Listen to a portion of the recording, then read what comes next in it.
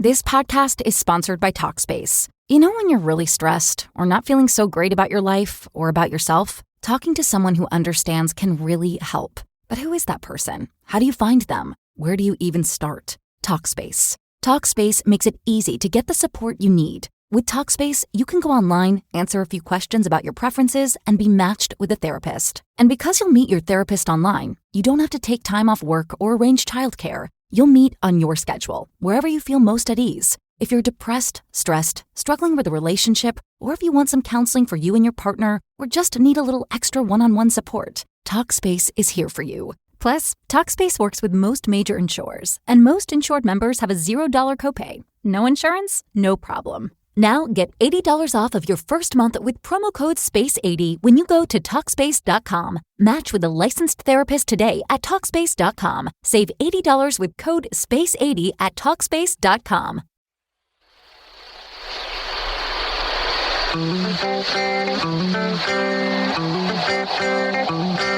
You're in a good place now. Relax, breathe, smile. You've entered into your element, the home of origin, the home of intelligence and beauty, where relevant topics are discussed, where what you think counts, and where superior is the norm.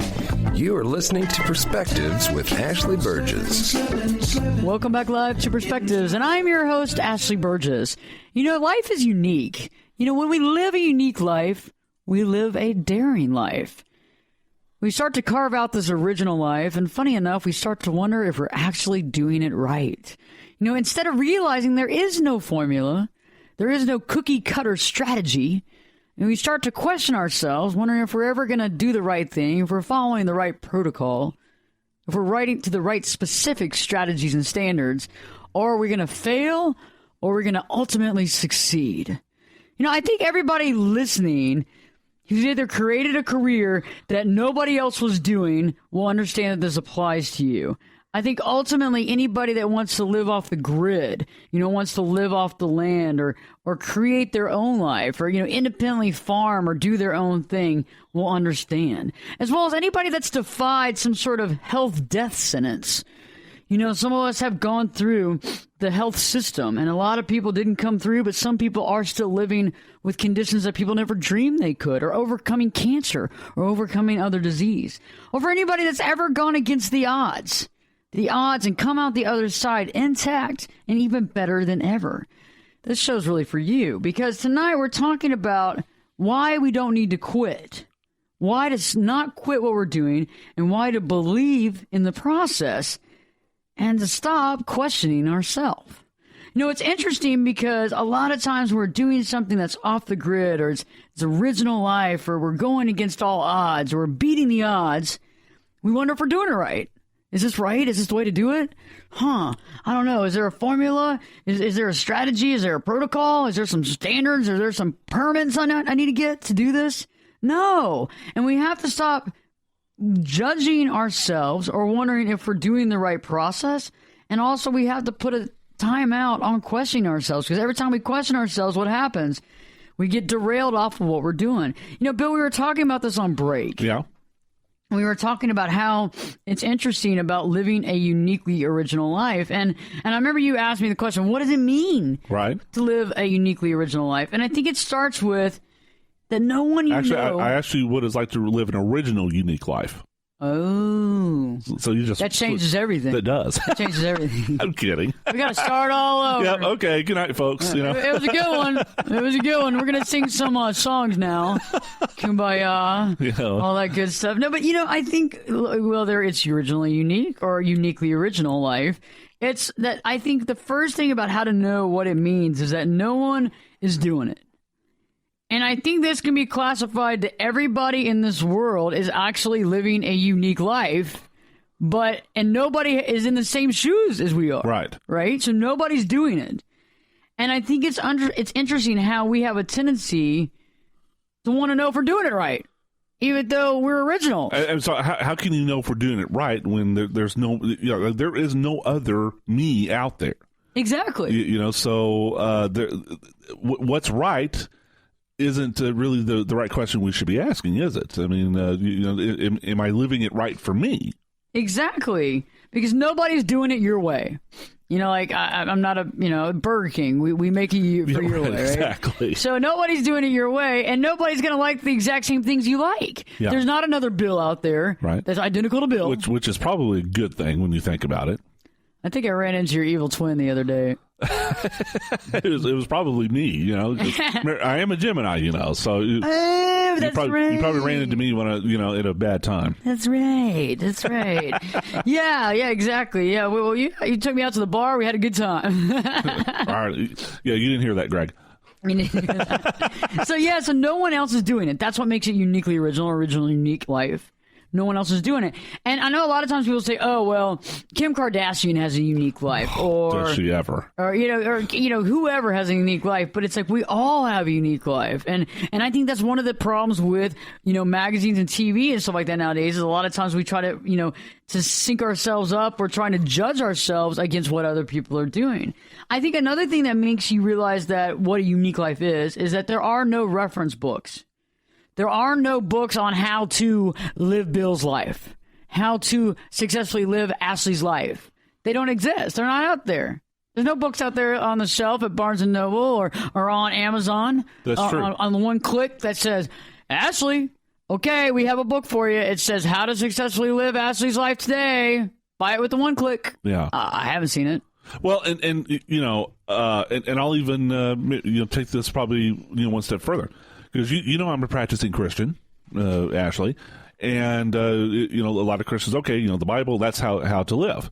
Well, I mean, even the pastor at my church is like, okay, yes, this is the way to live, but you have to apply this to your circumstances, your journey in life. So whatever, so anybody else out there who happens to be whatever religion or that you follow or spiritual that you follow, you can read.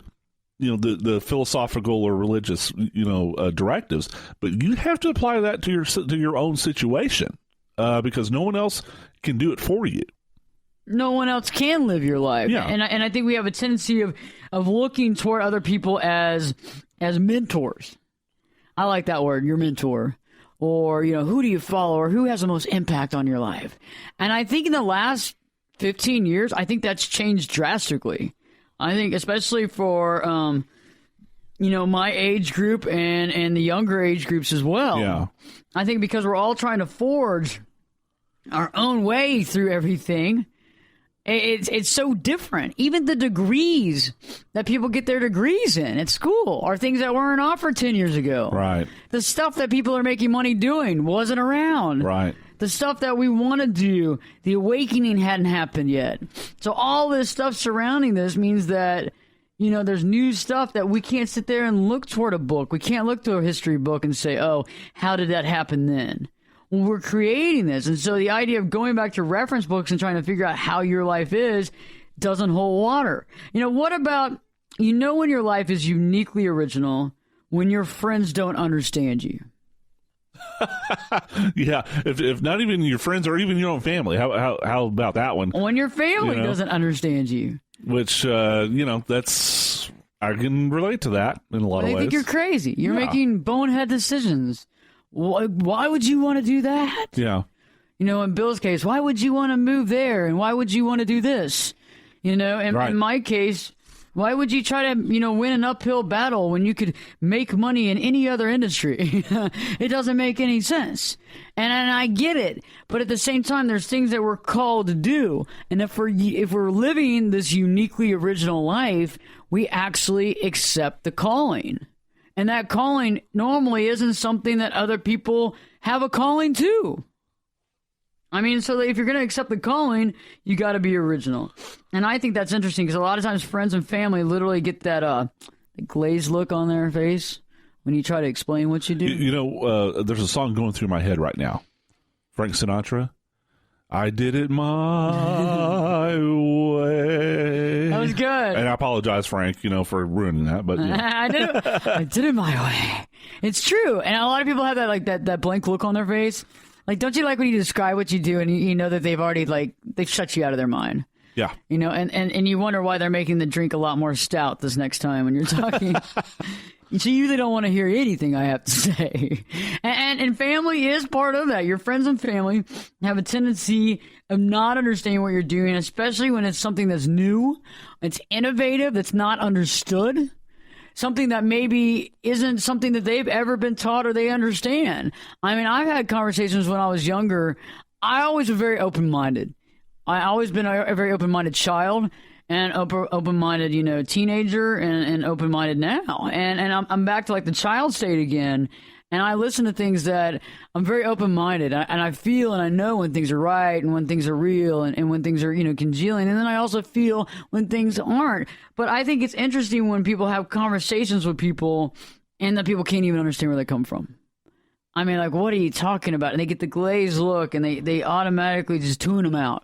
And in those situations, when I'm around people where that happens, I always go, let's get a beer. Right. And they're like, huh?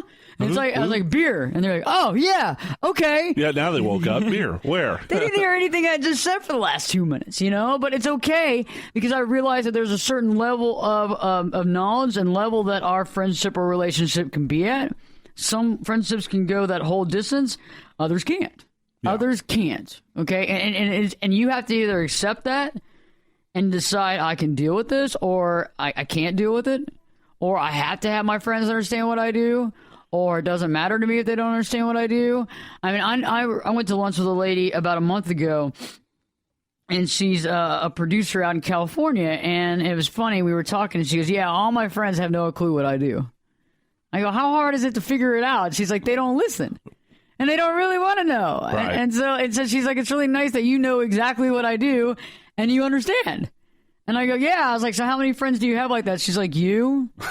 That's pretty much it. And I think there's one other. And then my business partner in California. I go, there you go. So you got 3, right? I was like, so how do you feel about the others? And she's like, I keep them at arm's distance. I can hang out with them when I want to.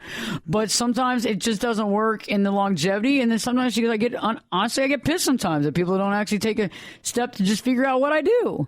Like, they think I don't do anything. And she goes, sometimes that upsets me. But I said, but that's your deal, Yeah.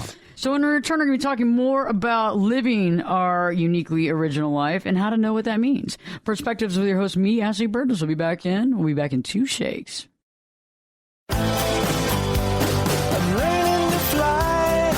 it up and This podcast is sponsored by Talkspace. You know when you're really stressed or not feeling so great about your life or about yourself? Talking to someone who understands can really help. But who is that person? How do you find them? Where do you even start? Talkspace. Talkspace makes it easy to get the support you need. With Talkspace, you can go online, answer a few questions about your preferences, and be matched with a therapist. And because you'll meet your therapist online, you don't have to take time off work or arrange childcare. You'll meet on your schedule, wherever you feel most at ease. If you're depressed, stressed, struggling with a relationship, or if you want some counseling for you and your partner, or just need a little extra one-on-one support, Talkspace is here for you. Plus, Talkspace works with most major insurers, and most insured members have a $0 copay. No insurance? No problem. Now get $80 off of your first month with promo code SPACE80 when you go to Talkspace.com. Match with a licensed therapist today at Talkspace.com. Save $80 with code SPACE80 at Talkspace.com. Up in the deep end on Perspectives with Ashley Burgess. The water's warm and there's a swim-up bar. Glass of perspective, anyone?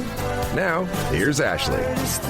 Welcome back live to Perspectives, and I'm your host, Ashley Burgess. Life is unique, and when we live a unique life, we live a daring life.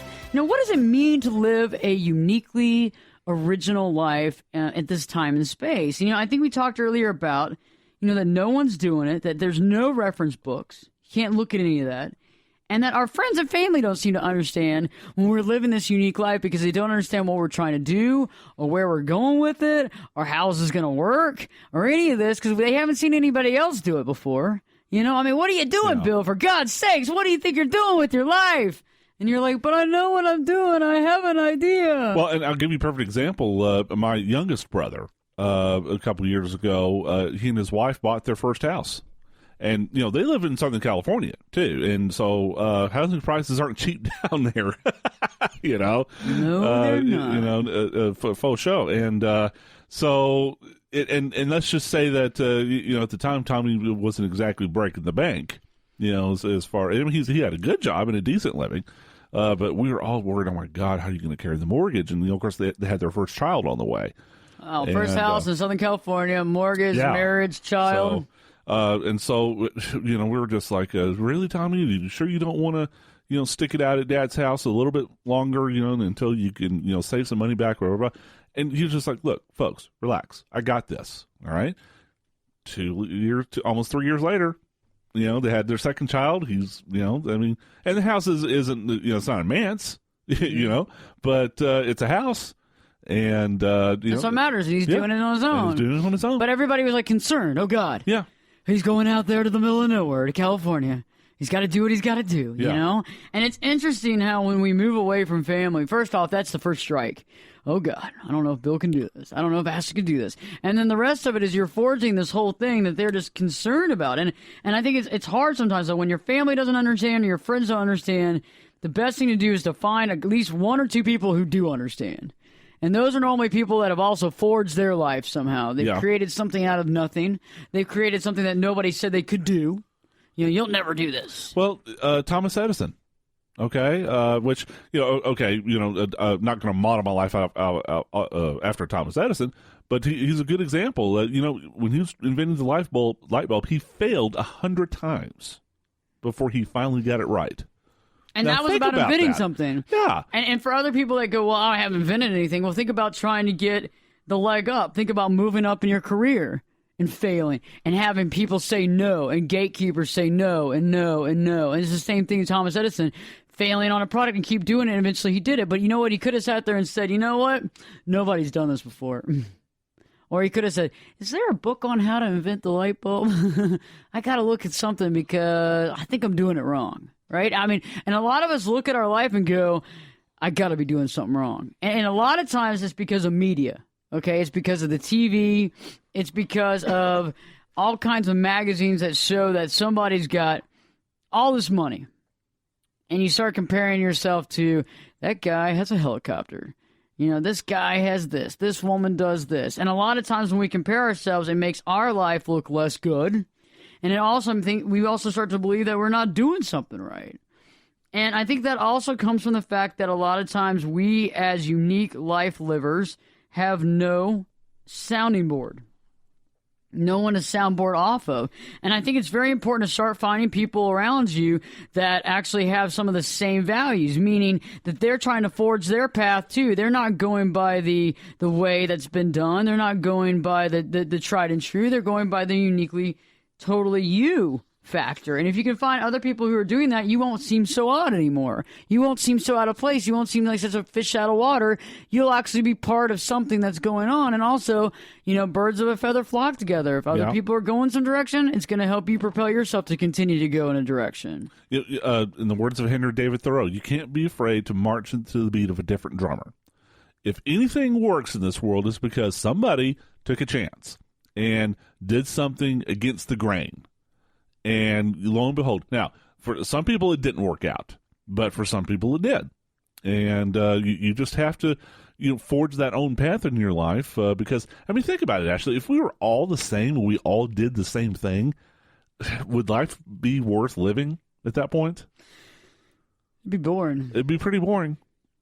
If everybody was a Bill and an Ashley... And just think about the nameplates. Just think about the custom... I know, right? License tags. You'd be so screwed. Okay, well, there'll only be Ashley.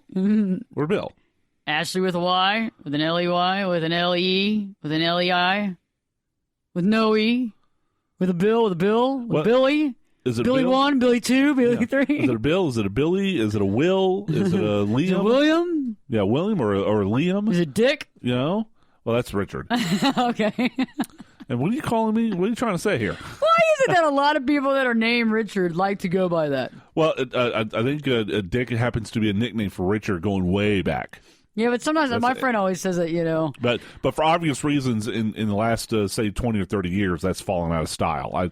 I haven't known anybody that goes by Dick for 20 years. I know some of them, but they're older, right? Yes, and it's a shame because maybe that's a comment on how negative our society has gone. But Dick used to be one of the more common male names. I guess you're right. And then for obvious reasons, for vulgar reasons, we stopped doing that. My friend said that everybody that actually chooses to go by that is that. Well, and there you go. He said their attitude speaks for itself. So now it's Rich or Richie or I would go by whatever. Rick. Rick. I like Rick. So I'd go by Richard. Ricky. Yeah. Get old Ricky. I'll be like Ricky Ricardo or something. I'd have some name. I don't know. I like Billy. Lucy, I'm home. We'll call you William from now on, okay? Please don't. William the Third. William the Third. I'm not a prince from England. Come on, William, let's do this. So we're talking about having no sounding board, and I think sometimes we don't have anybody to talk to. We don't have anybody to springboard ideas by, see if we're doing the right thing. We don't have that board, so guess what? We feel isolated. And I think when we feel isolated, we feel like we're not doing the right thing, or we feel like we're missing out on life. And I know like some people that are like really great inspirational people that by feeling isolated, they decided to get back into the groove and stop really working on what they were working on, just to not feel isolated. And I've been there before when I'm writing because I do a lot of my work solo. Besides the show, I do a lot of my work solo, a lot of my writing, a lot of my stuff that I do, and it can be very isolating feeling.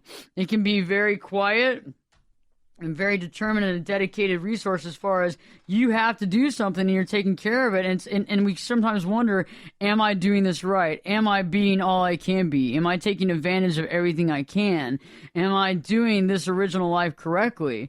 And I think it's interesting why we question ourselves. And I want to start talking about that because I think when we're trying to live this unique life and we're doing it and we believe in it, still, you can believe as much as you can, but there's still going to be doubt. Am I doing this for the right reasons? Am I doing this because I know what I'm doing? And a lot of times when we start doubting ourselves, it becomes like this slippery slope. Are we doing it right? Do we know if we're doing this life right? For the most part, we're going at it. Some things are out there as far as, we know how to do certain things. It's not like you're having to figure out how to walk again. Unless you had to get out of a wheelchair and now you are having to figure out how to re-walk again, which is a possibility for tonight's show. How do you do it? Do you allow yourself to crawl? Do you allow yourself to use something to hold you up with and then walk? Or are you too destined into the fact of how you're supposed to be walking, how you're supposed to do the process? And I think the process with anything is an interesting scenario. I think that there's no one way to do a process. And, and especially if you're trying to do something that will benefit you and like to advance your goals or to maybe advance your career, to put it into a work context. There's, saying, Ashley, there's more than one way to skin a cat. Right? And I think that even though fear of the unknown, and I've said this on previous shows, fear of the unknown is the number one fear to human beings, okay, because you don't know how it's going to turn out. But we have to be able to overcome our fear of how it's all going to turn out and just kind of take that leap into the unknown and just see what happens. I agree with you. I'm not a big fan of the skin a cat comment, though. It always makes me thinking of actually skinning a cat. Just an expression. But I think it's funny how these expressions have become like modern day terms that nobody really thinks about the actual meaning of them. You know what I mean? Well, it probably did begin, long ago in medieval England or whatever. People are eating cats. Yeah, there's more than one way to do it. There's a lot of those sayings, came from actual, things. But it's just a figure of speech, Ashley. We hope so. I certainly don't go around skinning cats. I hope not, because William. I wouldn't know what to do with the pelt if I had one. I hope not, William. William, I hope not. That's Your Highness, William. To you. Your Highness, I love that. So when we return, we're talking about why we actually question ourselves when we're trying to live this unique life. What are we questioning ourselves for? And eventually we're going to talk about how we can actually stop questioning ourselves and begin to continue. This podcast is sponsored by Talkspace. When you're really stressed or not feeling so great about your life or about yourself, talking to someone who understands can really help. But who is that person? How do you find them? Where do you even start? Talkspace. Talkspace makes it easy to get the support you need. With Talkspace, you can go online, answer a few questions about your preferences, and be matched with a therapist. And because you'll meet your therapist online, you don't have to take time off work or arrange childcare. You'll meet on your schedule, wherever you feel most at ease. If you're depressed, stressed, struggling with a relationship, or if you want some counseling for you and your partner, or just need a little extra one-on-one support, Talkspace is here for you. Plus, Talkspace works with most major insurers, and most insured members have a $0 copay. No insurance? No problem. Now get $80 off of your first month with promo code SPACE80 when you go to Talkspace.com. Match with a licensed therapist today at Talkspace.com. Save $80 with code SPACE80 at Talkspace.com. Need to live. So stay tuned because Perspectives with your host, me, Ashley Burgess, will be back in 2 shakes.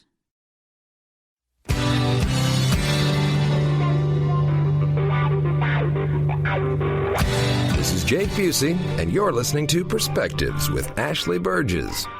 Welcome back live to Perspectives, and I'm your host, Ashley Burgess. We're talking about what makes a life unique. What makes my life unique? What makes your life unique? And I think a lot of times when we're living this unique life, we're living something out of the box, as you might say, out of the box. I'm living my life outside of the box. And you think about those things, and you go, how do I do that? When you start living and you start figuring it out, and you start meandering around and you're feeling around for what you need to do, and you get some successes, you get some failures, what have you. And I don't believe really in failures at all. I believe that if you can keep trying to work on things, it's never really a failure. However, let's just say you get some successes and things are working, and all of a sudden you hit a wall. You don't know which way to go. You don't know what way to turn. You don't know the next way to advance or to move on. And I think in those situations, we become clouded. We cloud our judgment. We begin to look outside of ourselves for reassurance. And when we're living this uniquely original life, going outside of ourselves to figure out what to do makes no sense. It makes no sense because outside of ourselves doesn't know what we're supposed to do. It's like walking into a convenience store and you don't know what you want to drink. So you look inside the coolers and you stand there for a long time, and all of a sudden you ask the attendant, can you pick me out something to drink? They're going to probably pick out something that you don't like at all. I mean, you're probably a water person and they're going to pick out a Big Red. You might be a coffee person and they're going to pick out a 40 ounce.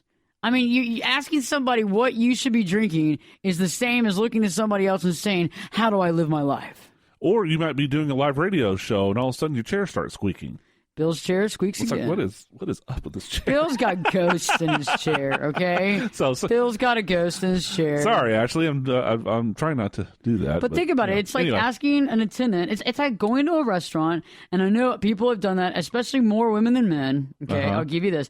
Go to the restaurant, and you look at the waiter, and you go, what's good on the menu?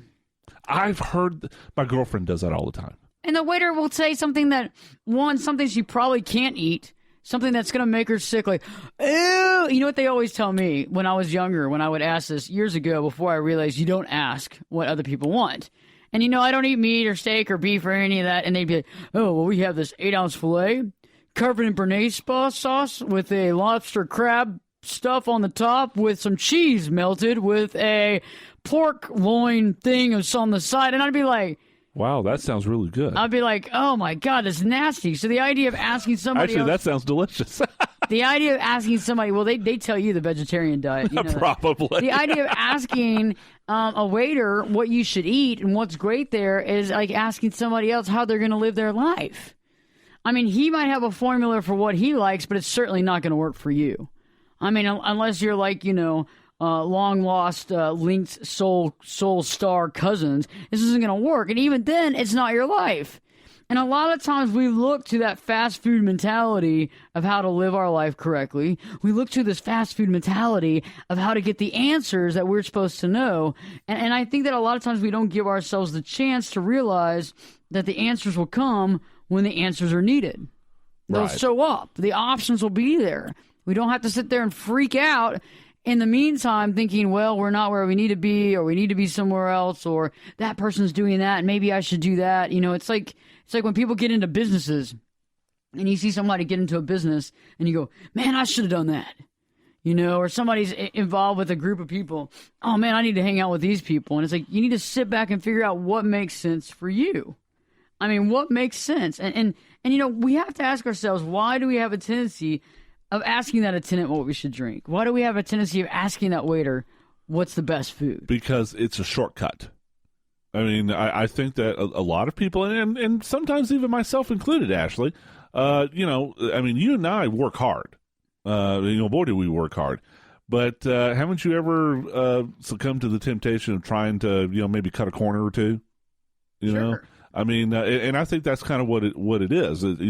If we can get the waiter to tell us what's good, or if we can get someone else, to do it for us, or if we can maybe find somebody who's been down that same path before and do what they did, then all that much easier for us to do it, right? It's kind of cutting corners. It's like let's say I wanted to get rich, and okay, well, gee, how did Warren Buffett get rich? I'll do what he did.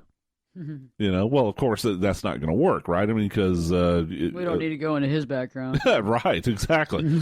But I mean, and I will say this, I even though no one else has walked down my path, I don't think there's anything wrong with using models. But I don't know if models really work. Well, I mean, but no, they don't if you try to do exactly the same thing, and if for no other reason, you're not in that person's shoes. Well, let me give an example. I mean, I've had people tell me, especially in the last 5 years, what I'm doing great and what I could change. And I've had a lot of people tell me things that they think if I did this, it would be that much better. And there's certain things that I've taken to heart and I've done, and it's become extra work. It's always extra work. Sure. Any sort of shortcuts don't work. They don't work for... Not in the long term, anyway. No. They don't work in the long term. And it's interesting how when you finally allow it to be, and you don't sit there and look at what other people are doing, because you really never knew where they started from. So, like, if you look at other people and you say, okay, they're in the same industry. Let's just say, like, you're in the same working industry. Even then, that's all you really have. I mean, to sit there and think about, to compare ourselves, I mean... We really have to create this unique life. And yeah, you can look at other people and say they had a work ethic. I'm going to mimic that work ethic. Right. Or they really cared about their family and their work. And so they were really, they try to figure out how to balance it. So I'm going to think about how to balance it. But I think when we get any more into the actual pieces and parts of that person, besides maybe mantras or things that they live by, I think we start getting confused. Because at that point in time, we're no longer living our life. We're actually taking our life and comparing it to their life. And you can't do it. It's like comparing, it's not even comparing fruit anymore. You're comparing two different things. And I think we question ourselves because we wonder, are we doing this right? Are we creating this right? And I think if you look at your life from a different perspective, i.e., instead of saying, am I doing this life right? Be more like, how am I going to write the memoirs? How do I write the daily memoirs for my life, and how do I write it correctly?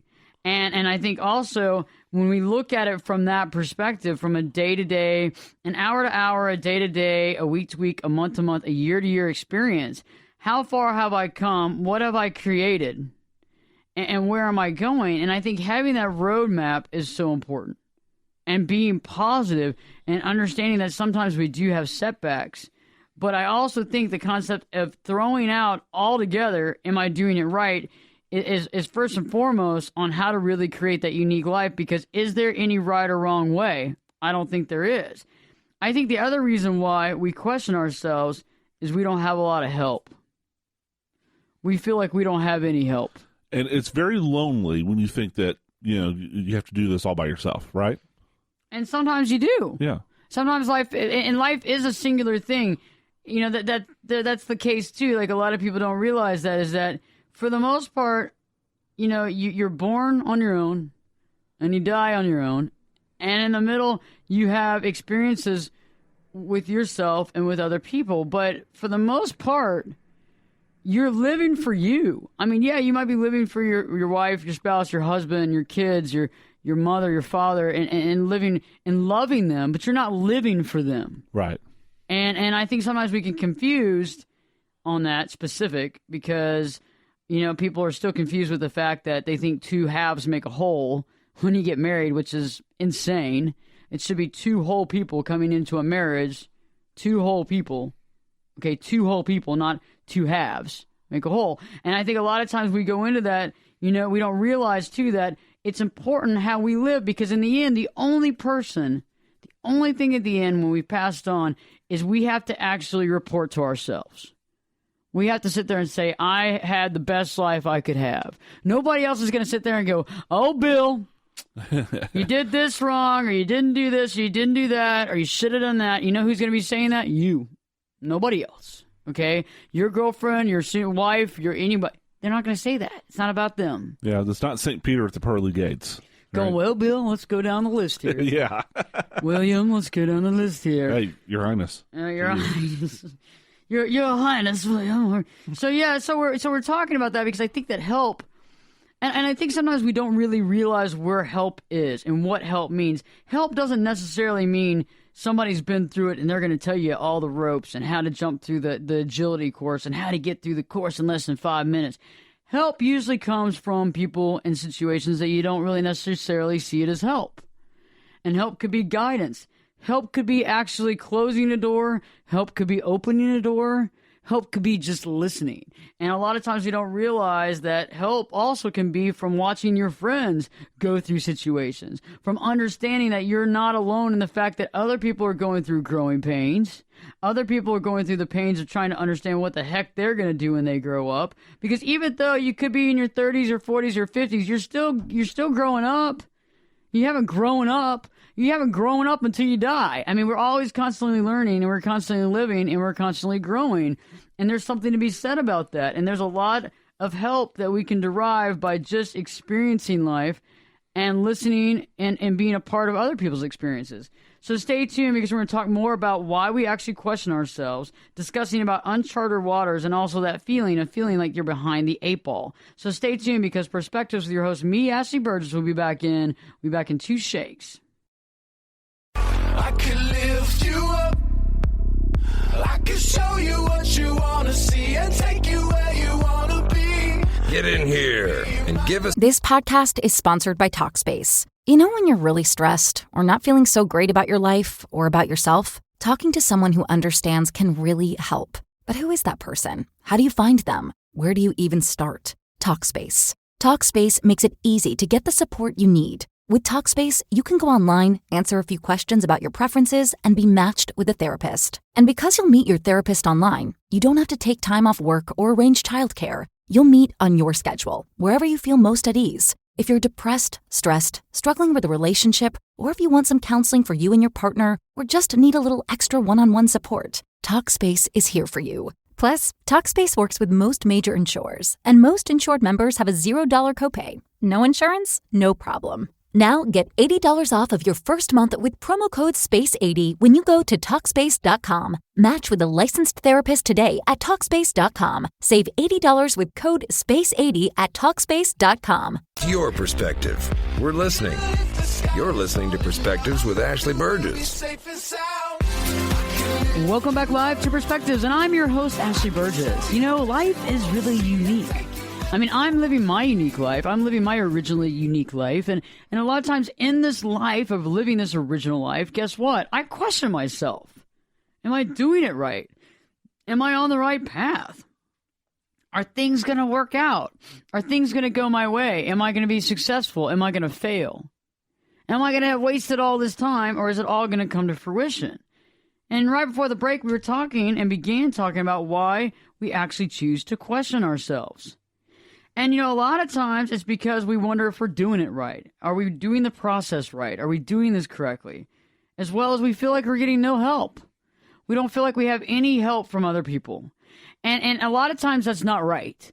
A lot of times people might not be saying, hey, I'm the help desk. I'm here to help you, Ashley, and I'm going to help you in any way I can. You know, like if you're on certain websites, the little pop-up comes up, you know, hi, I'm this helper, you know, ask me a question. Yeah.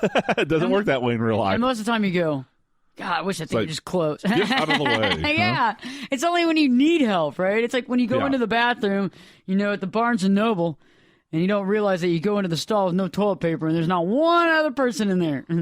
That's always fun. You know, and it's always... You speak from experience, do we? Yes, I do. Hi, Ashley. Hi. Guilty. Guilty as charged. So, yeah, a lot of times we don't feel like we have help, but a lot of times we open our eyes, help is right there. And sometimes we can ask somebody. Sometimes we always make this decision that people, oh, they don't know what I'm dealing with. Oh, they'll have no clue what I'm talking about. Well, sometimes give people a chance. You would actually be surprised. I get surprised sometimes by just basically my conscience will be like, hey, I'll think about something and I'll say, oh, that person's not going to know about that or who to talk to. And I'll just be like, hey, by the way, just FYI, and I'll say, and I'll be like, oh man, I was just thinking about that the other day. I have a contact for you. Let me hook you up with that person and make it a reality. Had I not had said anything and thought, oh, they won't know what I'm talking about, then I would still be far away from whatever that goal was. I think that help is so important, and not to identify or label help as a specific thing, but to understand that help is there if you ask for it. Also, the other reason why we question ourselves, this is a big one. It's when we forge uncharted waters and uncharted lands, when there's things that we don't know, right? The unknown. The fear of the unknown. Fear of the unknown. And when we're charting these lands, we're trying to figure out what we're going to do. How do we do this? I don't see anybody around. And I think that's the interesting part about it is a lot of times our subconscious and our internal critic wants to say, well, you'll never do it anyway. You know, might as well stop here because this looks like a lot to take on. Didn't we do a show recently on the inner critic? We have. If you want to check it out, go to ashleyburgess.com and check it out online. I got all the shows on there with a nice little bio and an explanation of it. And, you know, there's a lot of blogs that go with it as well. And when you're going through uncharted water and uncharted land, you have to accept the fact that you're going to do it your way. Gonna do it my way. Yeah, you've been doing the Frank Sinatra tonight, haven't you? Yeah, and again, apologize to Frank Sinatra. That's awesome. Yeah, so when you go through that, the cool thing is that you are going through it. But the thing is that we question ourselves. Are we in the right place? Will the cab come to pick me up? Will everything work out? Well, you know what? You got to make it work out, and we have to believe in the process. And I think that's what's so key is that there's a reason why you're doing what you're doing. There's a reason why you feel that you need to go this direction. There's a reason that keeps pushing you that way. Whether it's because you believe in something, whether it's because something registers to your higher self, whether because you speak so passionate and you believe in something. If you continue that direction, no matter if it's uncharted or not, you just got to believe in the process. Believe in the fact that you know within yourself somewhere, past that ego, past that angry, inner critic that's telling you can't, and allow it to be. And I feel sometimes though the thing that gets in our way is our age, or maybe the screw ups we had, because we've all screwed up. Okay, except for you, Ashley. I can't lie. I've screwed up. I've screwed up in my life. I mean, I've done some crazy things. I wouldn't say screwed up. I mean, there was a time when I was angry about it, but now I'm looking at it with great nostalgia, you know? But I screwed up in my life, in parentheses, screwed up, gotten myself off target. And because I was maybe a little older than 21 or 22 when I started pursuing my dreams, I felt like I was behind the eight ball.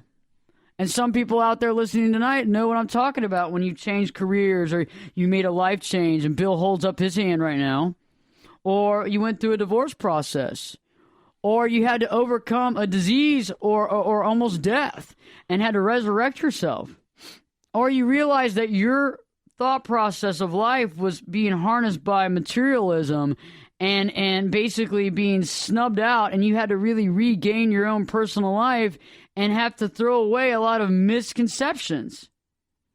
And going through that process, you can feel like you're behind the eight ball because you're like, if I would have had my eyes open to what's consciously real for the last 10 years, I could be here. Well, you know what?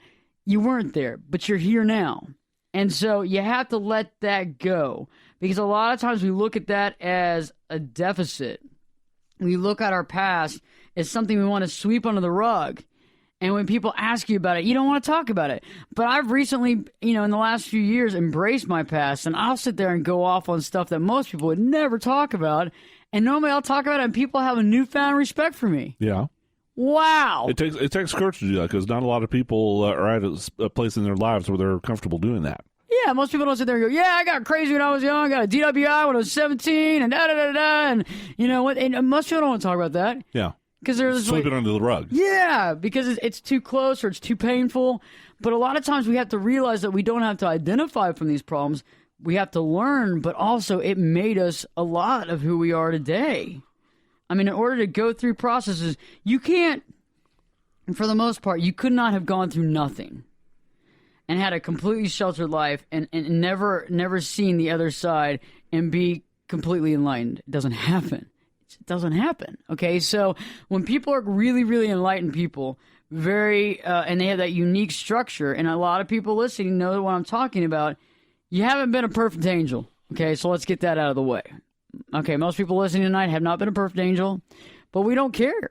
We'd rather you not be a perfect angel because you actually get what we're talking about right now. Because everybody that's gone out there and tried some crazy stuff, everybody that's gone out there and done some crazy, crazy things and has actually can laugh about it and is living today to tell the tale, knows what they learned from going through the process, as well as waking up, as well as growing up and getting wiser. And I think that's a big overcoming of things that we have to deal with. And I think once you get past that point, it's kind of funny. Like when I look at kids, because I'm a therapist, and so a lot of my, I'm a talk show host, a syndicated talk show host, a therapist, and also a life coach. And when I'm dealing with this stuff, sometimes I have kids that come in that are in their early 20s. And their parents are like, you've got to change them. You've got to make them see the light. I mean, this is crazy. They're going out all the time. They're partying all the time. They're making bad life decisions. And I got to stop this because I'm not going to keep paying for their stuff. And they've got to get going, and they've got to get that graduate degree, or they're going to have nothing. Nothing. They're going to have nothing. And I sit there and I kind of laugh in the beginning because I know how all kids are at certain ages. They're just that way. They're just kids. And you know what? Everybody does bonehead stuff. And I remember how I was at 20 and 21. I made some stupid choices. And I think, it's actually essential to do some of that bonehead stuff because a lot of times the best education you get is the school of hard knocks. Yeah, and a lot of times when we don't do that, we have a midlife crisis later on. There you go. And we break down because everybody's got to act out somehow. Now, sometimes people internally internalize this, and it hurts them, and it makes them ill. But at some point in time, you have to be you at some point in time. Right. So stay tuned. When we return, we're going to be talking more about why we question ourselves, and eventually we're going to talk about how you can stop questioning yourself today and what good that's going to do for you.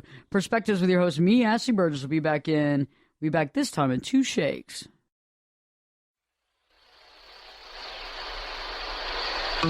This podcast is sponsored by Talkspace. You know when you're really stressed or not feeling so great about your life or about yourself? Talking to someone who understands can really help. But who is that person? How do you find them? Where do you even start? Talkspace. Talkspace makes it easy to get the support you need. With Talkspace, you can go online, answer a few questions about your preferences, and be matched with a therapist. And because you'll meet your therapist online, you don't have to take time off work or arrange childcare. You'll meet on your schedule, wherever you feel most at ease. If you're depressed, stressed, struggling with a relationship, or if you want some counseling for you and your partner, or just need a little extra one-on-one support, Talkspace is here for you. Plus, Talkspace works with most major insurers, and most insured members have a $0 copay. No insurance? No problem. Now get $80 off of your first month with promo code SPACE80 when you go to Talkspace.com. Match with a licensed therapist today at Talkspace.com. Save $80 with code SPACE80 at Talkspace.com. You're in a good place now. Relax, breathe, smile. You've entered into your element, the home of origin, the home of intelligence and beauty, where relevant topics are discussed, where what you think counts, and where superior is the norm. You are listening to Perspectives with Ashley Burgess. Welcome back live to Perspectives, and I'm your host, Ashley Burgess. We're talking tonight about how life is unique. And when we live a unique and original life, we live a daring life. We live a life worth living. We live a life outside of the box. We're not being regulated to what we have to do, what we think we need to do, or what society would deem us to do. Instead, we're doing what we know we should be doing. But a lot of times when we go down this road of originality and uniqueness, guess what? We question ourselves. Why? You know why we question ourselves a lot of times? Because we wonder if we know what we're doing. Are we doing it right? Are we doing it the way we should do it? But again, I stress the fact that when we question ourselves on what we're doing, you can't. There is no right way. There is no wrong way. I mean, there might be a right way and wrong way as far as your values and how you feel. But other than that, you're forging a life that nobody else has created, and you've got to do it your way. My mom has a little plaque above her desk at home. It says there's a right way and there's a wrong way, and then there's my way, which is more fun. That's cool. Well, it's my way or the highway, right? Right. If mom's not happy, nobody's happy, right? But you're right, and then it's my way. And that's what's so key is that we all have our own way of doing things. Yeah. And to sit there and go, well, I don't think I'm doing it the right way. Or, man, I think they've done it better than me. I better sit back and watch. That's not going to get us anywhere. And, the concept of thinking that we have no help. When was the last time that you felt like you had nobody helping you? I felt that before. But a lot of times help comes in different ways. It comes different from different people. And it's the way we define what help is. What does help mean to you? I mean, for some people, it goes, help means somebody gives me $1 million and I win the lottery. Right. Well, that's definitely help. But normally help comes in different ways, unfortunately. But it comes in ways that we not necessarily see it as help, but it propels us forward to living our unique life. And this is a little bit of a tangent, Ashley, but my grandmother has always believed that a lot of times the best way you help somebody is by not actually, quote unquote, helping them. Because if by say, let's say, okay, gee, I need some money because I'm, down on my luck or whatever. But if you just enable destructive behavior, like drugs, let's say, or alcohol, or, maybe just making bad financial decisions or whatever, by giving them more money, are you really helping them? Oh, yeah. The whole concept of enabling versus helping. Yeah. I've been in that position where I've been enabling. And I finally had to look at somebody and say, I'm done. I mean, I enabled them for 3 solid years. Yeah. And my deal was, in the back of my head, I didn't want them to hit rock bottom. Right. Okay? I didn't want them to hit rock bottom because I knew when they hit it, it was going to hurt. Yeah. And I kept stopping it. And then eventually, guess what? Guess what that person does? That person hates on you. Mm-hmm. Bite the hand that feeds you. Yeah, yep. They hate on you. Like I had a friend of mine that was going down the drugs, doing the drugs, doing the stuff. And one night, I get a call on my anniversary of all things. It's great. Greg and I were celebrating our anniversary, and I get a call from jail. Whoops. And I was like, what happened? And I said, I told you not to be out in crowds, and I told you not to be driving around. And they were like, you had something to do with this. And I was like, whoa, I am not part of the police department, okay? Like, what did I do? Yeah. And all of a sudden it became my issue. It became something I had to get them out for.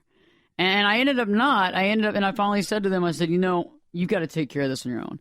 And honestly, until you get sober or until you find a sobriety or until you go to a rehab facility, don't call me. And if it wasn't like 4 days after that, they checked into a rehab facility.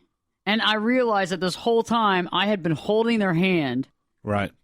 I mean, you had the best of intentions. I mean, there's an old saying, from those of us who come from West Texas, the road to hell is paved with good intentions.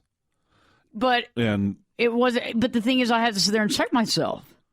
Yeah. Because when we enable people to do things that they probably wouldn't do, for example, if I had stopped giving them money and helping out, the drug use would have stopped for him because he wouldn't have had any money to get drugs, okay?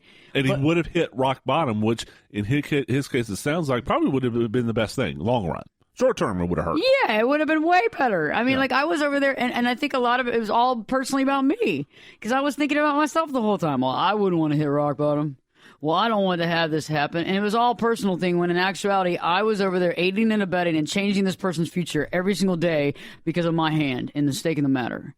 And in actuality, I should have sat back and said, this isn't your life. You can't control this person. What you're trying to do here is you're trying to take this person off their path. And yes, sometimes if somebody asks you for help, that's one thing. Bill, help me. I need some help. I need you to give me some guidance and tell me how I can better my life.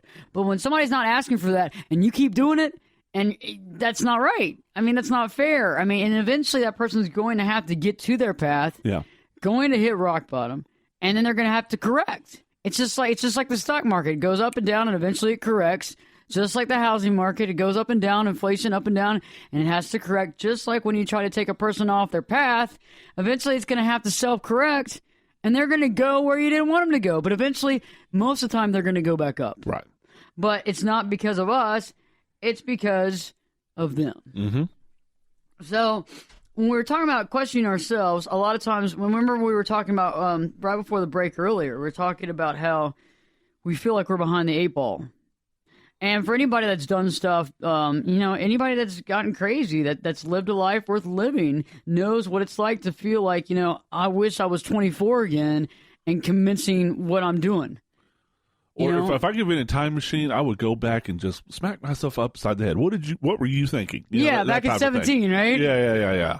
And you quit smoking, by the way. Right. Why did you start this freaking habit? I mean, seriously, those are the things that you sit there and you go, bam, bam, bam. This is crazy stuff. And that's the key, is that we have to sit there and let that be. But we can't keep beating ourselves up for something that we can't change. And no, I don't have a time machine in the studio, Bill. But if I did, we would go back, because I'd like to see what you look like when you were 17. You could see me. You could see me at 17. Me, you don't want to see that. I look 12. I look 12. I looked like Waldo. And I look 12. Yeah, so we would be a pair, I'll tell you that. We'd be a fancy. No, we're fancy now. It'd be a fancy pair. Yeah, that's the key, is that a lot of times we look at that and we say, man, we were way behind schedule. But are you really behind schedule? Would you really come to all this knowledge and wisdom if you would have been let's say Tiger Woods? Give an example. I think it's interesting how Tiger has always been in golf. His dad has pushed him into golf since he was 2, 3, 4, whatever. Yep. And pushed is the right word for it. And he's never screwed up until recently. Right. And it took him to screw up, and I have a feeling other things might come out. But it took him to screw up later on in life. And the thing is, sometimes when you screw up earlier in life, it's so much better. Okay, it really is, because one way or another, it's going to happen. Yeah. But also, you have to look at it and say, if you were forced into something your whole life, that might not be at all what you want to do. And maybe that seems like the glory life, the glitter, the glitz, the glam, the money. But, sometimes living life, actually to live life for you is the way that we have to do it to feel good about what we have. And so it's you can't look at it like, oh, well, I'm not Tiger Woods. I don't have all this money, and I'm not, part of the PGA Tour, and I don't have all this going on in my life, and people don't, I don't have sponsorships by, Tag or Rolex or Buick or what have you. But at the same time, you have to sit there and look at your life and see what it is, because a lot of this stuff really doesn't really matter. I mean, a lot of times we're being sold a bill of goods on a daily basis that we think we have to live up to. And we think that defines our success, right? So we feel like all the cars and all the stuff equals our success. But does it really define success? Or is it a byproduct of financial success based on a system that's been implemented? Okay? And a lot of people listening are maybe going to a different type of process and maybe going a little against the grain. And so in that actuality, you have to realize that the system has to catch up for you. The system hasn't been in place for you. You're an original person. And eventually, once it does, not only will your heart be fulfilled, which it is, but also financially you'll be fulfilled. And I think a lot of times we feel like we could get there faster. And that's a lot of things that I question sometimes is, God, why can't we just get there just a little faster, Take a for God's shortcut. sake? For example, win the lottery. Why can't I just win my $1 million by winning the lottery? Man, that would be nice. It would be nice. We're going to win the lottery. Let's go. Let's do The it. life lottery. Right. No, but we have to feel like we want to get there faster. And I know how everybody feels about wanting to get there faster, because I felt that way a lot. I mean, I felt that way a lot, where it's like, man, I just wish I could just get there. If I could just take, shave off a couple of months here, shave off a couple of things there. But you know what? I have to believe in the process. And that's something that I work on at least every bi-weekly deal, is to sit there and realize there's a process. I believe in myself. I've created stuff. I've co-created things. I have help, even though sometimes the help might be labeled in a different way. Sometimes it's help because people genuinely want to help you. I mean, and I think when you're going along and you're doing what's right and you're being true to your purpose and your honest feeling of where you're supposed to be at, other people are going to gravitate to you. I mean, that's why Bill and I work together. I mean, because, if I was doing something that he didn't respect, he wouldn't be here. That's right. And that's the key. And so I think a lot of times in life, you have to do what you need to do and be honest about it. And there's going to be a lot of people that are going to run from you, or they're just not going to be around, or they're just not going to answer the phone, but there's going to be other people that do. So stay tuned. When we return, we'll be talking more about why we do question ourselves, and then why we should also stop questioning ourselves and begin living our life. Perspectives with your host, me, Ashley Burgess, will be back in. We'll be back in 2 shakes. This podcast is sponsored by Talkspace. You know when you're really stressed or not feeling so great about your life or about yourself? Talking to someone who understands can really help. But who is that person? How do you find them? Where do you even start? Talkspace. Talkspace makes it easy to get the support you need. With Talkspace, you can go online, answer a few questions about your preferences, and be matched with a therapist. And because you'll meet your therapist online, you don't have to take time off work or arrange childcare. You'll meet on your schedule, wherever you feel most at ease. If you're depressed, stressed, struggling with a relationship, or if you want some counseling for you and your partner, or just need a little extra one-on-one support, Talkspace is here for you. Plus, Talkspace works with most major insurers, and most insured members have a $0 copay. No insurance? No problem. Now get $80 off of your first month with promo code SPACE80 when you go to Talkspace.com. Match with a licensed therapist today at Talkspace.com. Save $80 with code SPACE80 at Talkspace.com. Turn it up and jump in the deep end on Perspectives with Ashley Burgess. The water's warm and there's a swim-up bar. Glass of perspective, anyone? Now, here's Ashley. Welcome back live to Perspectives, and I'm your host, Ashley Burgess. We're talking tonight about living that uniquely original life. We're talking about, why do we question ourselves? Why do we question ourselves when it comes to living this life? Right before the break, we were talking about we sometimes want to get there faster. We want to get to that point faster, A to B faster, because you know how much better life would be if we're at B instead of A. And it's funny because then all we have is C. And then when we get to C, we want to be at D. And then we want to be D, and then we want to be F. Then let's go directly to X. Y. And then Z. What about A1? A2. I always like it when you go get tickets for a concert and you don't realize that there's like seats in the front that have different numbers. Right. And you go, yeah, I got front row, baby. And you're like, no, you don't. You got 8th row. And by the way, you should have looked at the seating chart just a little bit more. Right. Because you're stuck in the pit over there somewhere. And that's life. It's like we always want to be somewhere we're not. But in actuality, aren't we already there? In other words, there's another way of saying this is sometimes you think the grass is greener on the other side. Yeah, the grass is greener. In fact, if we go to your YouTube channel under Ashley Burgess, I bet there's some videos about that same subject. There are some videos on the same subject, and you can also go to ashleyburgess.com and check out some other. And for our listeners tonight, that's called a shameless plug. That's a bill plug right there. We'll call those bill plugs. Bill plugs. Bill plug. Yeah, so Bill plugged that, and I like that he did that because a lot of times we want to be there faster. And I've been there before where I don't even like where I'm at because I'm too busy trying to get somewhere else, right? Yes. And we've all been there where it's like even if think about it in just the idea of living day-to-day life where you go to a party and there's another party going on. So you're at the first party and you're like, I bet the other party might be better. You know what I'm saying? Right. And then you get in the car and you go to the other party and guess what? The other party wasn't better. It's probably worse. So then you go, maybe I should go back to the first party. Well, you know what? Everybody's already left that. So you got to go where you go and chill out and make it happen.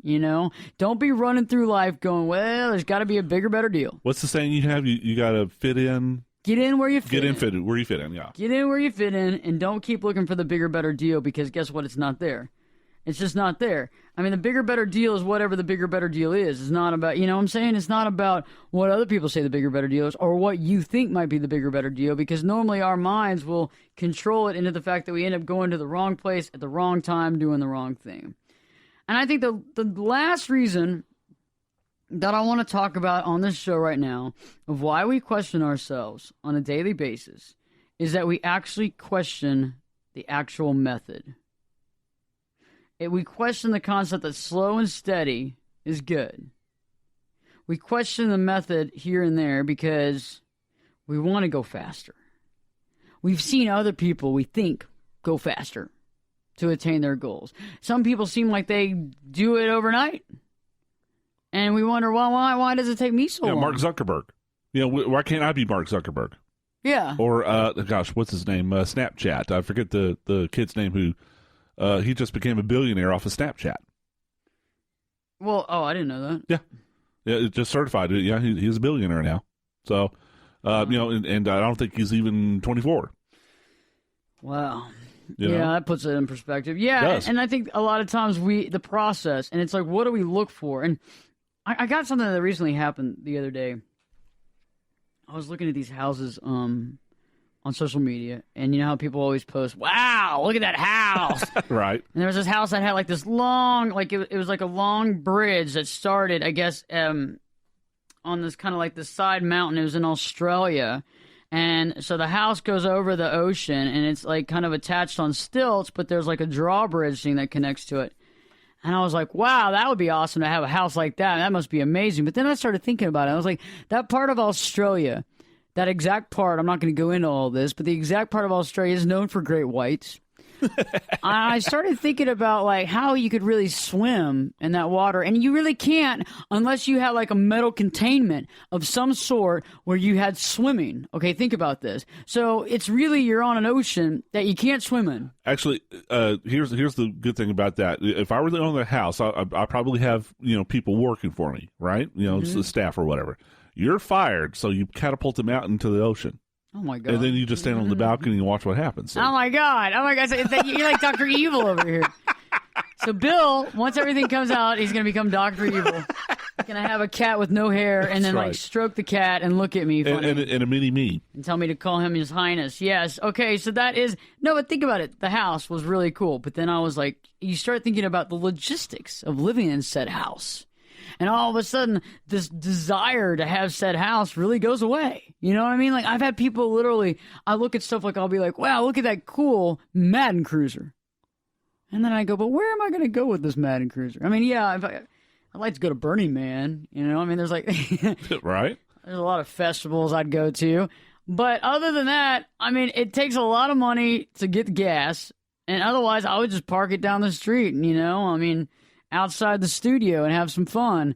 I mean, actually, I could have some fun with a Madden Cruiser, but at the same time, you see people all the time. I don't want to drive through every state just cruising around. I mean, it might be fun actually to do shows on the road. That would be really cool. Actually, that would be cool. That would be fun. And have the perspectives of Ashley Burgess logo. This is a great idea. Yeah, and you have people come in from all over, different states come in and do shows. That'd be awesome. I got. What's the website where you raise money online? Gosh, don't go there. So our listeners, you can go to the website. And don't go there. Don't go there. We're not doing that to you, okay? We're gonna make it ourselves. We're gonna do it, even though we do need help from our listeners to listen and to comment and to come up with other ideas they want to hear. But all in all, to question the method questions ourselves. So when we do question the method of how we do what we do and why we do what we do, I mean, it's pointless because we actually are questioning ourselves. And when we question ourselves, we put a question mark in the whole road. We roadblock ourselves. There's another word that people use that for when men and women are talking and somebody else jumps in and tries to cut off the conversation. But you see what I'm saying, right? Yes. Okay, so that concept is right there. And by blocking that, we block our ability to continue to move forward. It rhymes with rock clocker. Mm-hmm. Yes. Yes, Bill. It rhymes with rock clocker. If y'all could just see the look on Ashley's face right now. Lord have mercy. God rest our souls. Yes, it does rhyme. But yes, we confuse it, and what happens is that, guess what? We get off task. Then we start looking at other people to give us inspiration of what we should do. And then we start feeling bad, and then we start looking into conspiracy theories and finding out what's all going on with the government, and why we can't get out of bed, and what's happening with this, and what the Illuminati's doing, and all this stuff's going on, and all of a sudden we get off target completely, and we go, well, we might as well just not even get out of bed, because the world's going to hell in a handbasket anyway. So, and that's what happens when we start questioning ourselves. We start fundamentally questioning everything. And that takes us off target more, taking us behind the 8 ball and slowing us down. Yeah, where does it stop? Slippery slope, it doesn't stop. Yeah, and you have to sit there and stop and go, whoa, whoa, whoa, whoa. Drink some water, eat some turmeric, do what you got to do, and refocus your energy. And sometimes that's really hard to do when you've been on that slippery slope for so long, because you go, my God, if I'm questioning the process, then I'm questioning the reasoning, then I'm questioning the universe, then I'm questioning what the government's doing, then, oh God, the government, and then the next thing you know, you're at home on your couch with surveillance cameras wondering what's happening. I was going to say, not even the couch, like in the survival shelter, the basement or whatever, it's like... with the surveillance cameras and the year supply of water and ramen noodles or whatever. Yes. Survivalist. The survivalist. You're in a bunker somewhere. Right, a bunker. That's what I want to be on that show with the old school, the Quakers, the Quaker Mafia or whatever that is. The Amish Mafia? Oh, the Amish Mafia. Yeah, the Amish Mafia. They should do the Quaker Mafia next. Them too. We believe in peace unless you cross us. Oh my gosh, can you see me being an Amish person? That'd be great. I could see you being an Amish person. You could, couldn't you? Yes, I could. Actually, you could, right? Yeah. I could do that. You can do that. I could do that. We'd have the Amish radio show, and I'd be talking about the same stuff I'm talking about now. But yeah, it's when we question the process, it slows us down. It gets us off target, right? And the reason why we do question ourselves is a lot of times it comes down to personal belief. Can I do this? Is this right? Is this the right life to live? Am I doing the right thing? Am I making a mistake? Am I doing the right thing? Does this have merit? Can I believe in this process?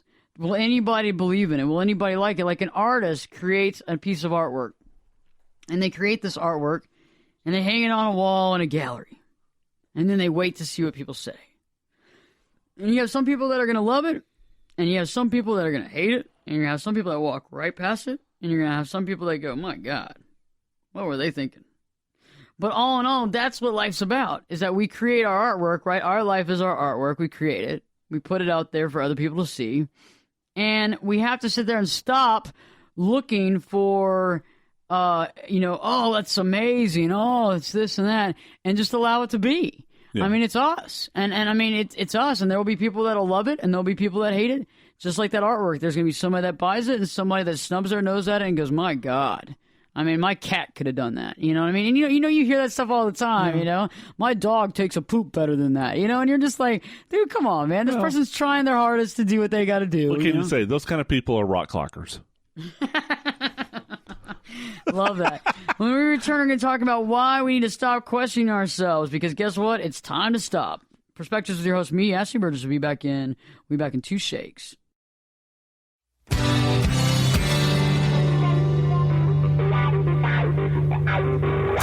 This is Jake Busey, and you're listening to Perspectives with Ashley Burgess. Welcome back live to Perspectives, and I'm your host, Ashley Burgess. We've been talking about how to live and what it means to live a originally unique life. Right before the break, we were talking about why we question ourselves. And last but not least, we were talking about we question the method, the slow and steady. We question that, and we look for something else. And a lot of times we wonder, are we doing the right thing? Will it be accepted? Will people love it? And a lot of times, like I was saying, you got to put it out there. It's like your life is like a piece of artwork. You got to put it out there. Some people are going to love it. Some people aren't going to love it. Some people are going to want to be around it all the time, and other people are going to have nothing to do with it. And you have to understand that you're not going to win over everybody. And, I used to have, like, my relatives used to say I should be a politician because everybody likes me. But I started realizing, I was like, you really just don't know me that well. Because, if you knew me, there are certain things you might not like about me. And if you knew me really well, you know that I take a stand for things and against things that you might not agree with. But maybe all you know about me is the way I present myself. And because I love people. I love people all in all. But there's some people you can love, and they're not going to love you back. And there's some people that you're going to share your life with, and they're not going to want it. And there's some people you love, but at one particular point or another, you may not like very much at that moment. True. I mean, I've had that situation. Anybody that's been married for a long period of time knows exactly what he's talking about. Anybody that has a brother or sister, a mother or father, you know what I'm talking about. A best friend that you've had for a long time. So why do we need to stop questioning ourselves right now? Why is it paramount for you and me and Bill to stop questioning ourselves? And I think the first thing that we have to ask ourselves is, why do we question? Why? Because it stops us from moving ahead, and it doesn't make any sense. We're questioning because a lot of this is the eternal critic making us believe that maybe we're doing something wrong. Also, we're comparing ourselves to other people, assuming we should have more money, more riches, more fame, more anything than what we have. And I think media is to blame for a lot of that, but it's also our internal mechanism that tells us that. Instead of saying, I'm happy with Ashley, I'm happy with me. I'm happy with who I am, and I've done really well to get where I'm at, and I'm continuing to work, and I'm going to continue to be who I am, and I'm going to better myself on a daily basis. I'm not going to worry about being better than other people. And I think that's where we have to really watch, because if we get into that whole, oh, well, I got this, and they don't have that yet, well, guess what happens? What happens when they get that? And now you're on the same playing field, kind of, and you go, oh, God, what if they get the other stuff before I get the other stuff? You know, and it becomes like this whole game of who has more and who can hold on to it. And then you start finding yourself finding happiness when other people don't do well. What's the German word? Schadenfreude? I guess that's how you pronounce it. Anyway, well, that rhymes with something. But yeah, right. Taking joy in other people's misery. Wow. Okay. Yeah. And but golly, I mean, of course. Now, I will admit that there was one time only, where I indulged myself in Schadenfreude, where in my previous career as an insurance agent, we had this sales manager who was over a lot of us agents, and he was just the most devious, backstabbing SOB that ever come down the pike. And finally, we got a director who saw through his act and fired him. And literally, Ashley, I'm not even kidding you, a group of us went to the bar next door and celebrated. Really? We celebrated it. Ding dong, the witch is dead. I mean, we literally sang that. And now looking back on it, was it the most classy, mature thing to do? No. Mm-hmm. And I'm kind of ashamed of myself for, because I mean, the guy did have a family. It did make you feel good. In the beginning, yes, sometimes in the beginning it makes you feel good, but in the end you don't feel good about it. It's kind of like when somebody cuts you off on the highway and gives you the bird, and you go ape crap, okay? Right. You go ape crap, and you go after him, okay? And you start yelling and screaming. It doesn't do any good for you. At the time, it might alleviate some sort of stress, but then later on, if you're a decent person, you feel bad about doing it. Like you thought, he has a family, And I think we have to not question ourselves as much as we do, because we're on the right path. I mean, if you believe in what you're doing and things have been working so far, things actually will come to fruition. And I think we also have to figure out the fact that you're currently creating your life. There are no handbooks. No one else has done it better. So why are we looking around for the proper way to do it? Think about that. You're creating something. There are no handbooks right now. No one else has done it better, so why are you looking around for the proper way to do something, right? I think that just gets in the way of doing it. That's just aiding and abetting and not doing anything. Well, there's got to be a better way to do this, and it's probably not the way I'm doing it. Yeah, you can be paralyzed by indecision. True. I mean, I've been there before. Yeah, so have I. Don't know which way to go. See, I'm cursed by the ability to see both sides of most issues. And you also know me, I like to play my spontaneity. Right, so sometimes I overanalyze things. I see the sides to both issues. I see both sides, all sides to every issue. Yeah, well, you're a Gemini too, like me. But I understand why. But do you find yourself where you can't make a decision based on that? Yes, because again, I overanalyze, and I want to. Okay, what happens if this happens? And scenario A, scenario B, scenario Z5. Yeah, exactly. And sometimes when I realize I'm doing that, I just have to stop, just do something, and I get frustrated with myself. Yeah, you have to stop. You have to stop and refocus and realize, what is it that makes sense? Right. What's the right thing to do? And sometimes we can get caught up in that. And when we're looking for somebody to tell us what to do, or some sort of document to provide classified information on what we should be doing, we're going to be there for a while waiting. That's just the way it is. And so we have to be able to say, okay, hey, guess what? We have to move on. We have to assess the fact that we are in the creation of something. And you can write down your memoirs and record how you feel, but you are creating something, and there's no right or wrong way of creating it. It's all about you. And so instead of looking over there and saying, I don't know, maybe somebody did this better, maybe I need to look at it, maybe that's time for you to sit there and sit down and make a new game plan and figure out the path that you want to go down and go down it. Because I know that sounds like just do it. It sounds like the whole Nike slogan, just do it. But you know what? To a degree, in order to do well what we need to do, we need to just do it. And I agree with you, Bill. I see all sides to things. but I always like to go with the side that helps, that's good for all concerned. Right. And sometimes there's things that I see that I don't need to make a judgment call on. And maybe it has nothing to do with me. And I think that's another side too. But it's funny, you brought up, earlier in the show, you brought up Edison. And I thought that was interesting because I know that Edison didn't ask around to his friends and family and coworkers. I don't think he was like, hey, trying to invent this thing called the phonograph, Right. Do you know how to do it? You know what I mean? I'm trying to invent this thing called a motion picture camera. I don't really know if I'm doing it right. Do you think there's a book out there that I could check out that tells me how to build a motion picture camera? Because I'm confused. I don't know if I'm doing this right. I really just don't know. It's got to be somebody had to have done this before me. I just can't be the only person. And I think it's also interesting about how the whole concept of the light bulb. He was dubbed, the Wizard of Menlo Park? Yeah. And it wasn't like, oh, Bill. It wasn't like Edison was over there going, oh, Bill, you think I'm doing this right? What do you think?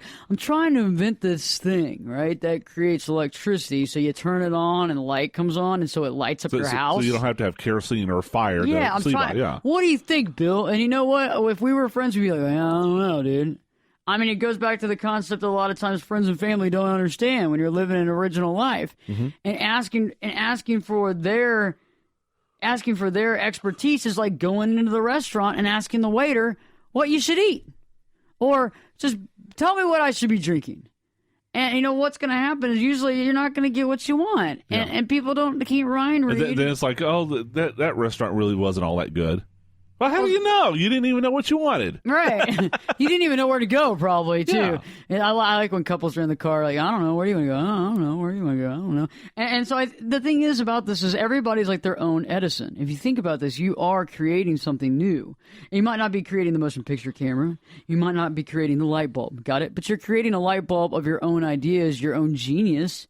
And to ask other people what to do just pigeonholes you into waiting on them to decide what you do. I had a woman 2 years ago or two and a half years ago that told me I should change my name. I remember that. Told me I should change my name. You did not react well to that either. She wanted me to be Ashley Bridges. And I said, there's already a Lloyd Bridges. There's a bunch of Bridges. There's a bunch of people in Hollywood with the last name Bridges. Yeah. That doesn't make any sense.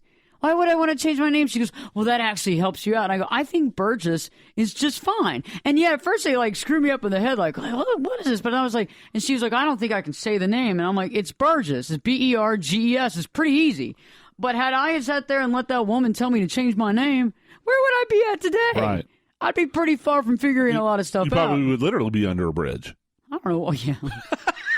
Yeah, that'd be crazy. But that'd be crazy. Why would I be changing my name? I'm not P. Diddy. I don't need to be changing my name. I like my name. And that's like changing your identity. Don't ask people what to do unless you want to get off course, because they'll help you get off course real quick, because it's not about you, it's about them. So stay tuned. When we return, we're talking a little bit more about why we need to stop questioning ourselves and how to do it now. Perspectives with your host, me, Ashley Burgess, will be back in 2 shakes.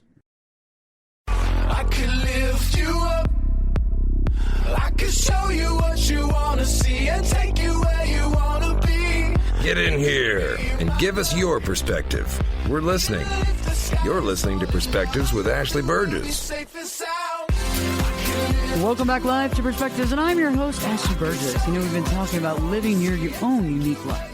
What it means to live a originally unique and honest lifestyle. And it's interesting because I think a lot of times we have to dare to live outside of the box, dare to be our own individual. And in that process, when we live our own life and we create our own life, it's like creating an artwork, a piece of artwork that we hang on the wall and we show others who we are. And some people will love it and some people will gravitate to it and other people will not like it. They won't gravitate to it and they'll walk away. Some people will make comments and other people will make not so good comments. But the point is that you got to get in where you fit in. And when you think about it, when we think about what it means to live an originally unique and awesome life, is that we have to realize that no one else is doing it. There are no reference books. Your friends and family might not understand. There might not be a sounding board for you that seems like the right option. As well as we might feel a little isolated in the process of the creation of creating our own unique life. But you know what? We're cutting edge. We're avant-garde. We're on point, doing our own thing and living a life worth living. And I think those are all very important things to realize when you're living a unique life, that those things will happen. Some things will be good and some things you will feel like you're suffering from. As well as, why do we question ourselves when we live this uniquely original life? And, we do that because we don't think we're doing the right thing. We don't think we're carrying it through right. We don't think that we're living correctly because we wonder if we're doing it right. Are we doing it like others would do? And we wonder if we can get any help. We don't feel like we have any help. We feel like we're going through uncharted waters, not understanding the unknown. And as Bill says, the fear of the unknown. And we feel like we're behind the eight ball a lot because anytime that we're doing this uncharted life, whether it's because we changed courses of life, we changed our career, maybe we actually overcame some sort of health condition that we're now alive and more vibrant than we ever have, a death sentence that we avoided. Maybe we changed lifestyles. Maybe we changed families. Maybe we had to go through a long divorce. Whatever it was that we went through, and now we're on the other side, we become stronger. But in that process, we still worry. Are we doing the right thing? We have that fear factor, as well as we fear that sometimes we're behind the eight ball because we started later in life than some people did. Is that true? I don't know. But could you have actually started something that meaningful if you hadn't have gone through those things? That's something to be questioned. I know that if I hadn't gone through my stint in the insurance business, I wouldn't be here right now. You wouldn't be here. Yeah, because you wouldn't have gone through the pain and the agony of what you had to go through to realize what you wanted to do. But I did learn very important life lessons doing that job, and I've kept them with me. So some things are, like, okay, here's what to do in a certain situation, but a lot of times it's like, okay, what not to do. And that's just important too. Yeah. And if you use it in this situation too, what you'll accept in life and what you won't accept, sometimes you know what you won't accept more so than you know what you actually will accept, because we have to go through things that we might not be proud of or happy about to figure out how to make ourselves better and how to change our life. Another thing too is that we feel like we should be there faster. We feel like we should go from point A to point B faster, and a lot of times we feel like we should be there. We feel like we could take like maybe the faster route, but it normally doesn't get us there. And a lot of times when we try to take the faster route, we listen to somebody else tell us what the faster route is. And guess what? Doesn't materialize. A lot of times we do a lot of extra work, and it doesn't go much anywhere. Well, the old fable, the tortoise and the hare. Okay, it's just as true today as it was 3,000 or 4,000 years ago. Whenever that was told, nice and slow and steady will normally get you there faster than trying to take shortcuts and trying to do as fast as you can. My dad used to tell me a childhood bedtime story every night before we went to bed. And instead of the tortoise and the hare, it was the rabbit and the turtle. And the rabbit always won because the rabbit was better and faster. And the turtle never won because the turtle was overweight and slow. Oh. And so I grew up thinking that my whole life. And people would be like... He just totally ruined that story.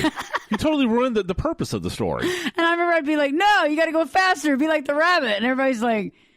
how did you think that? And I tell people, they're like, wow, totally off. Real quick tangent. That reminds me of a girl that I worked with back when I was in the insurance company.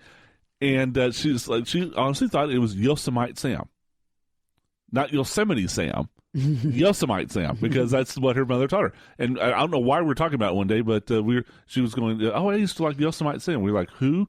No, it's Yosemite. And she argued with us like for 30 minutes. She passionately argued. No, it's not. You're just lying to me. It's Yosemite. She did not believe us. It's Target. It's Target. It depends on how you look at right? it. That's hilarious. Yeah. So, people will argue things that they've been told their whole life, and it's hard for them to go around that cave. The whole allegory is to go out there and realize there is life outside of that. Yeah. We also question that method. Slow and steady is good. We have to go with it. Stop questioning it. When we question, we stop. When we stop, we get behind the eight ball. When we get behind the eight ball, it takes us time to recover. It's just the way it is. So stop stopping and continue to keep going because you got something together. You figured out something. Now just roll with it. The reason why we need to stop questioning ourselves tonight is that there's no reason to question. It stops us from moving. It stops us from moving forward, and it doesn't make any sense. Okay, think about that. Why would you question what you're doing, being that you're creating that? Who's going to question you? And who should you stop to ask questions from? Like I talked to you about the waiter, like the 7-Eleven attendant. Why ask them what you should drink? Why ask them what you should eat? Figure out for yourself. And you know what? It might not be the best thing on the menu, but you picked it out.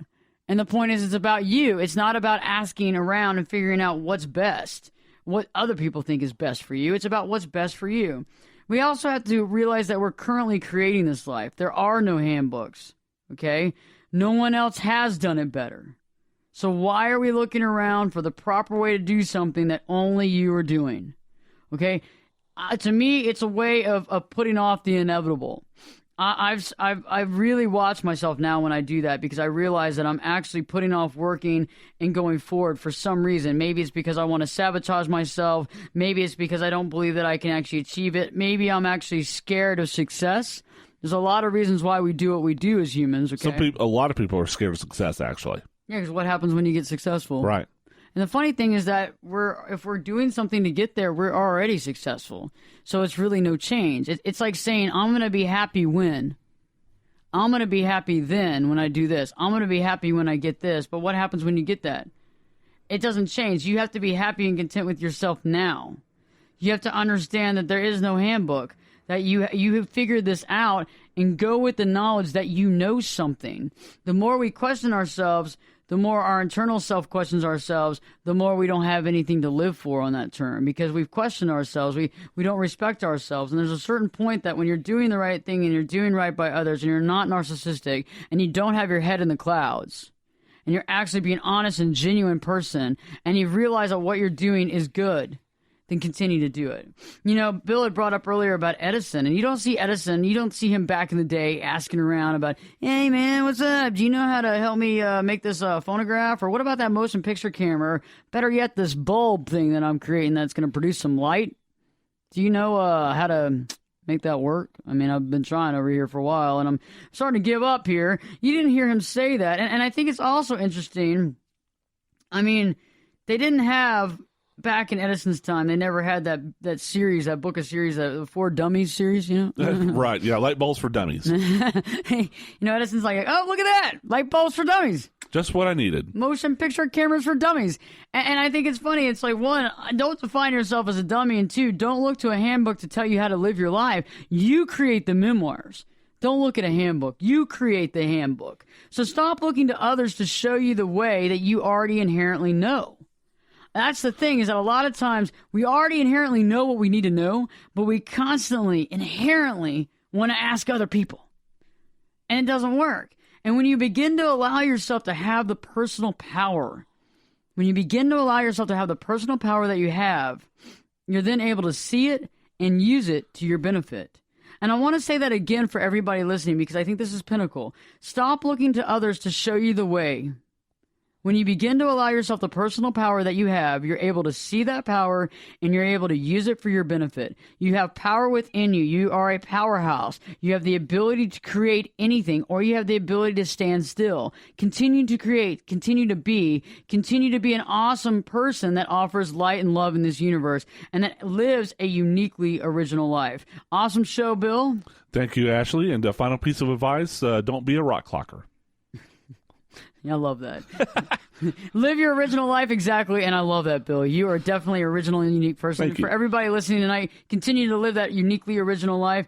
Be yourself and believe in yourself. Perspectives with your host, me, Ashley Burgess, will be back in 3 shakes.